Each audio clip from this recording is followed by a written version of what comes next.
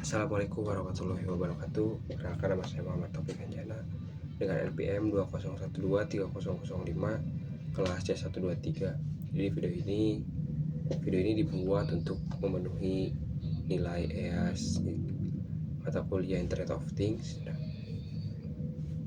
tujuan video ini tuh untuk merefleksikan perkuliahan dan feedback dosen serta gagasan dan inovasi tentang IoT. Nah, kalau menurut saya selama satu semester ini kuliah ini cukup menarik. Yang pertama sudah pasti menarik, bermanfaat, banyak ilmu yang bisa diambil, pengalaman juga. Nah, yang paling menarik itu sudah pasti trial error udah pasti menarik banget ya, karena di mana ada error, penasaran, berhasil, ya itu kayak ada kepuasan tersendiri gitu. Terus materi yang paling sulit itu pas bagian nyambungin si MPTT 1 ESP1 ke ESP2 menggunakan MPTT. Nah, itu tuh karena kalau menurut saya karena di perintahnya itu harus sinkron antara ESP1 sama ESP2, harus saling terhubung lah, jadi supaya mereka itu terhubung. Nah, terus pengalaman saat praktikum ada di bukan kerusakan sih, jadi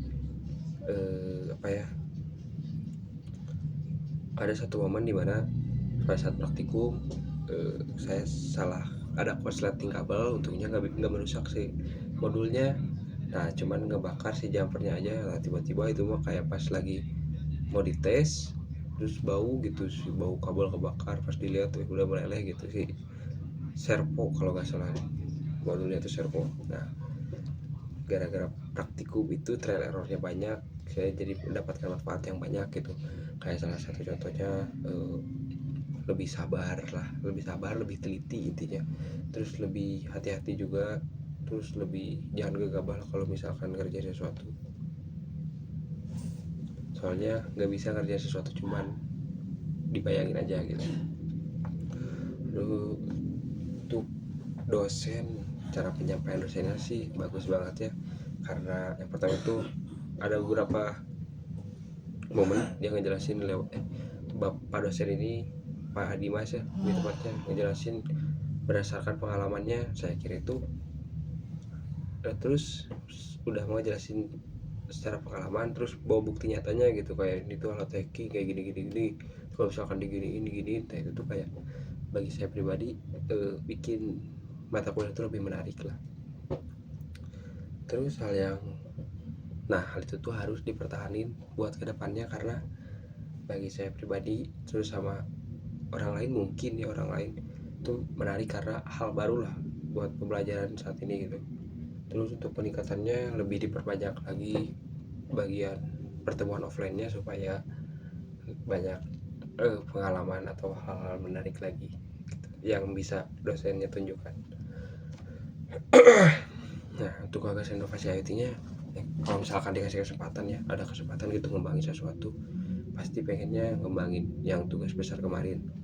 Nah, kalau karena di sini tidak boleh, mungkin saya mau bikin sistem pertanian yang terintegrasi, terus dapat dimonitoring dimonitoring oleh petani lewat monitor gitu, monitor yang lumayan gede lah. Jadi nanti segala macam perkembangan si tanaman sampai akhirnya panen termonitoring gitu lewat monitor itu. Jadi kalau misalkan ada tanaman yang terserang hama, ya kalau misalkan yang kurang air atau kekeringan itu, nanti saya mau bikinin alat siram otomatisnya, jadi si petani gak usah bolak-balik. Kecuali untuk pengobatan si tanamannya, kalau misalkan diserang hama, itu baru harus ada